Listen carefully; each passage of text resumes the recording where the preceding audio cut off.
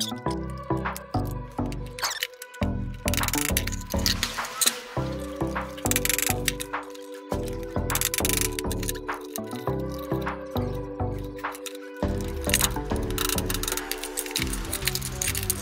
sự là cái món này khoai quá các bạn ạ, tôi cũng bậy ra được rồi. Đây, ở đây nó còn một cái cá nữa đây này, con cá này đấy, con nhìn chưa, còn một cái cá này nữa, cái này chắc tôi sẽ chọc rồi. Sau hồi toát mồ hôi thì mình cũng bậy ra rồi anh ạ.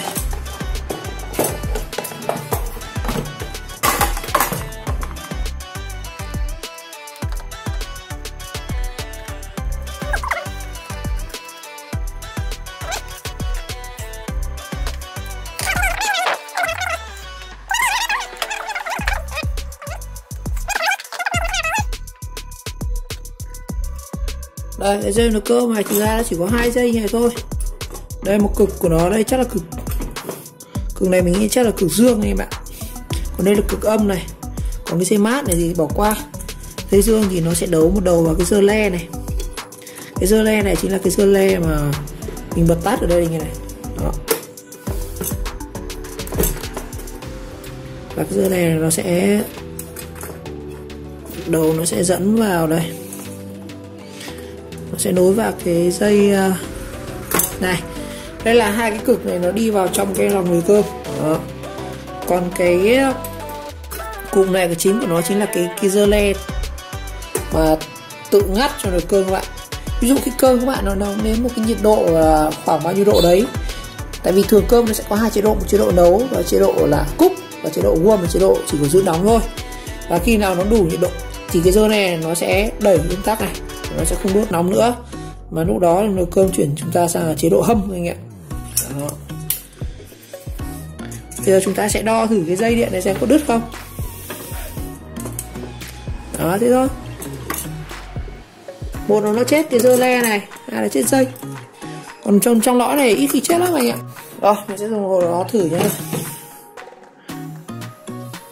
Mình đang đo ở chế độ thông mạch này.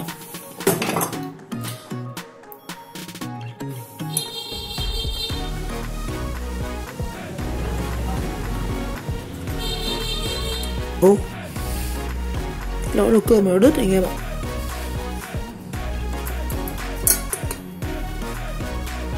Cái lỗ vào là không có điện luôn. Không lẽ cái mâm trong này nó đứt. Giờ mình sẽ đo thử kiểm tra thử cái dây điện ở đây nhá. Sẽ đo thử cái dây điện ở đây. Dây điện này có đứt không?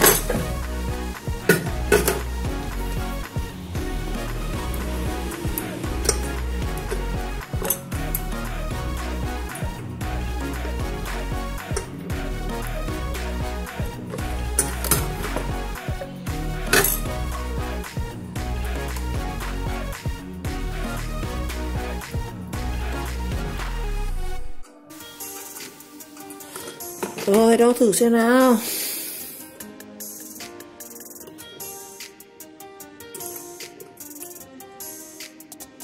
Hỏi nó sơn tính điện không ạ?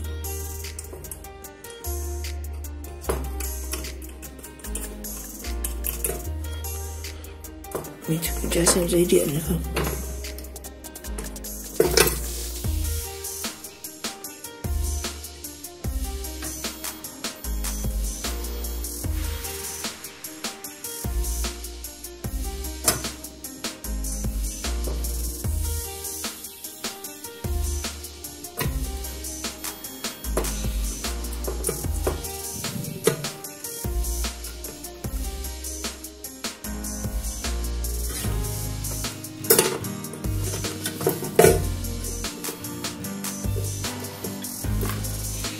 Một dây nó không có điện luôn. Dây bên này nó không có điện. Mình tháo thử cái này ra xem lại.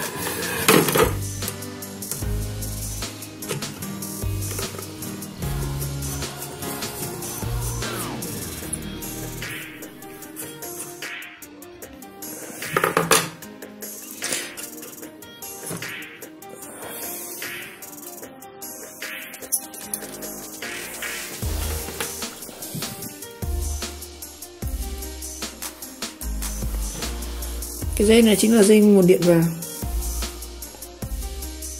Đang là cháy ở đây rồi anh em ạ.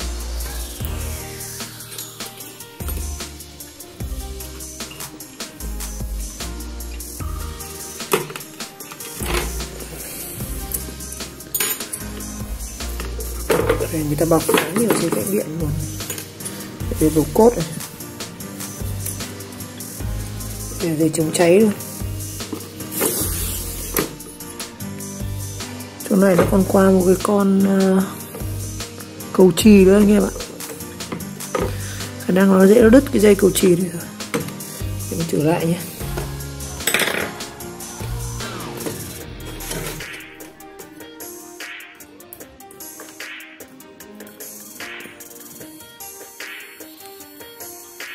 Như vậy nó đứt từ dây cầu chì này anh em. Đây nó có một con fuser cầu chì ở đây. Con này đang đứt.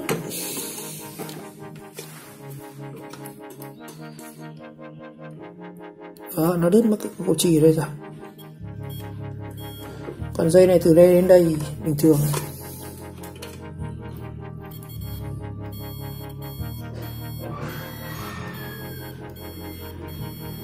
Đó, đứt mất cọ chết mất cái con cầu chì ở đây. Đây là thông số cái con cầu chì ở cái dây này.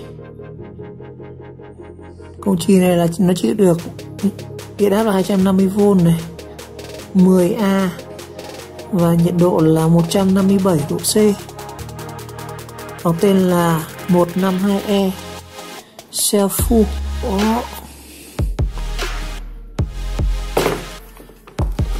Bây giờ kiếm đâu ra con cầu chì này bây giờ?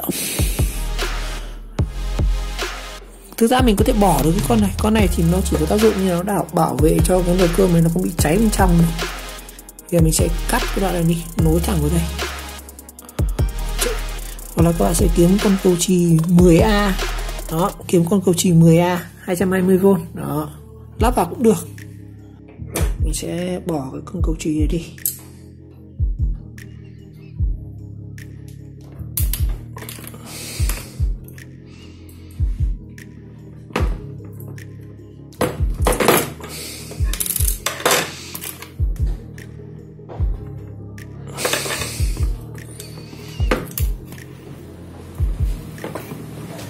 Nối thẳng này luôn.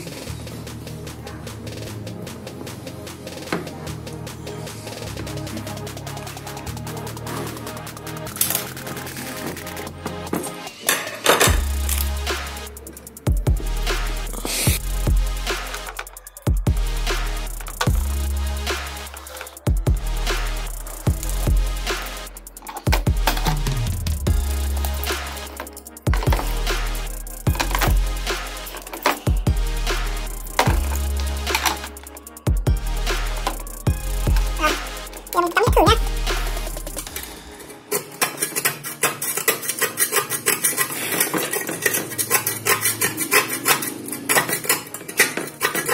Cái con cầu chì này thì nó có tác dụng là tránh trường hợp mà nó quá tải, thì khi vào không có cầu chì này thì rất dễ là nó sẽ chết ở trong cái lõi này anh em ạ. Đây là cái mâm đốt của nó đấy. Để mình thử xem nó có lên điện không đấy. Để mình đố lại nha.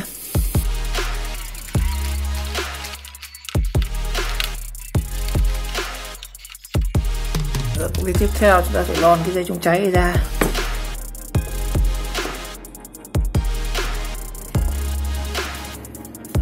Khá là chắc là dài anh em.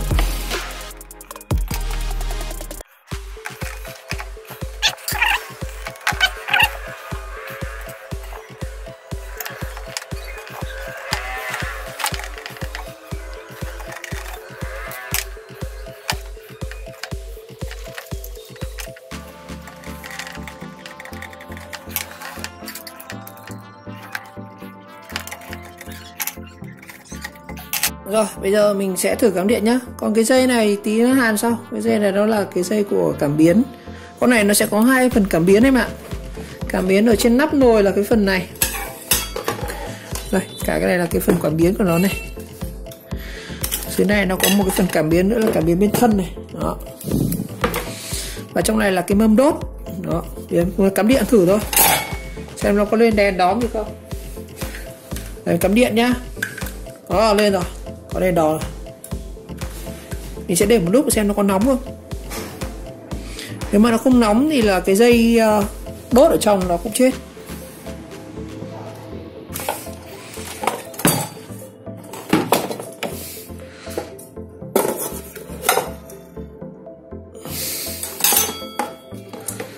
Thử xem nào. Đèn đỏ thì vẫn lên này. Xem nồi nó có nóng không. Cắm điện một lúc thì thấy nó cũng ấm ấm anh em ạ. Chắc là cái dây đốt của nó cũng không sao đâu. Bây giờ mình sẽ lắp vào thôi.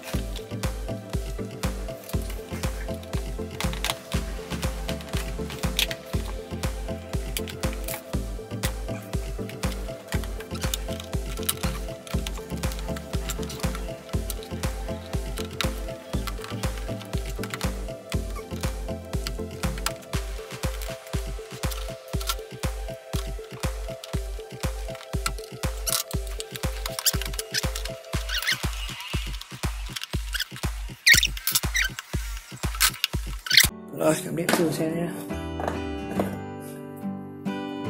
Lên đèn đỏ này.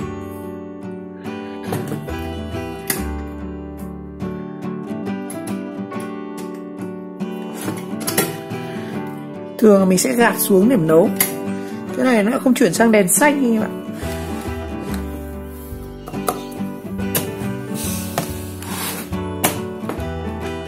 Nắp này nó còn đang hơi hỏng một chút rồi.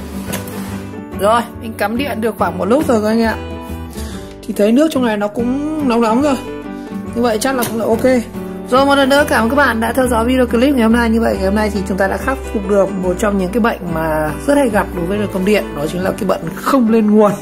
Xử lý của nó cũng đơn giản thôi. Chúng ta chỉ cần bỏ con dơ le đi hoặc là nối thêm một đoạn dây điện vào. Rồi một lần nữa cảm ơn các bạn đã theo dõi video clip. Và nếu thấy video hay và ý nghĩa thì các bạn nhớ like, subscribe ủng hộ kênh và chờ đón các video tiếp theo. Ok, xin chào và gặp lại.